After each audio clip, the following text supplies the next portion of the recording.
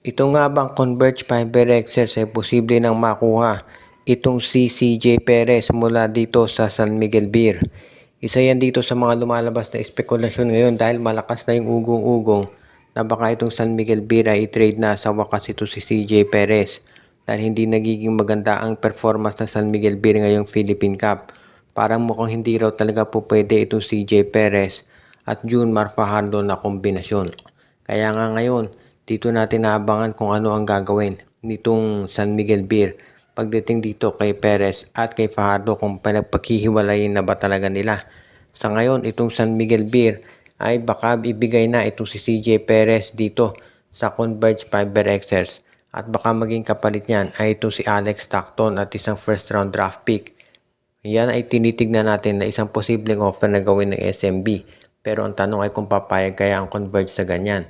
Kung sakasakali nga na mapunta sa San Miguel ito si Alex Stockton, yan ay isa namang solid din player. So baka yan ay gawin ng San Miguel Beer.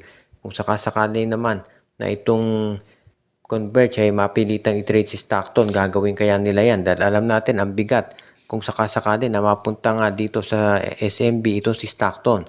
Walang dudang magaling ito si CJ Perez pero ang tanong bagay ba ang laro nito dito sa Converge Fiber Exers. Kaya iyan ngayon yung isa doon sa mga pinag-aaralang mabuti nitong coaching staff ng Converge. Alam nila na nasa trade market na si CJ kaya nga iyan ngayon yung kanilang iniisip ng mabuti. Kung sakasakali na matuloy ang nasabing transaksyon, magiging mas maganda ito para sa dalawang koponan. Dahil itong San Miguel naghahanap ng paraan para mapaganda yung record nila. At ito naman Converge gusto makakuha ng mga ibang players na merong championship experience. At sigurado na magagawa nga yan nitong si CJ Perez. At hindi lang itong Converge ang nagpapalakas ngayon. Dahil base dito sa mga reports na lumalabas, baka ito raw rain or shine ay gumawa ng trade kasama itong Barangay Ginebra.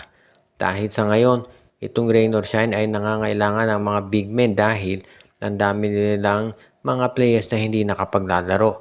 So posible raw na baka kunin nitong rain or shine Elasto Painters itong si Ben Adamos o di kaya naman ay itong si Isaac Go mula dito sa Barangay Ginebra. Ang dalawang nabanggit ay halos hindi naman naglalaro dito sa Barangay Ginebra so pwede siguro na bigyan naman yan dito sa ROS. Itong si Adamos ay 6'7 player na merong perimeter game so pwede yan dito kay Coach Yeng Giao.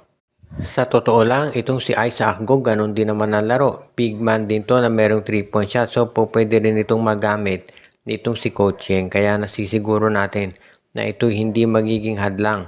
At ito namang si Coach Yeng Giao, maraming pwedeng ibigay ng mga wingmen at guards dito sa Barangay Ginebra. Dahil nandyan si Asisio, si Mamuyak, si Lemeti, si Karakot at yung iba pa. Kaya nga itong line-up ni Coach Yeng Giao, masasabi natin na malalim yan.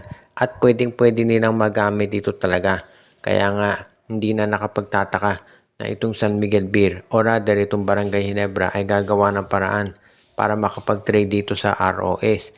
Dahil itong ROS naman, isa rin doon sa mga top teams na nangangailangan ng mga players ngayon. At kung ikaw Ginebra, dapat mag-take advantage ka doon sa oportunidad na yan.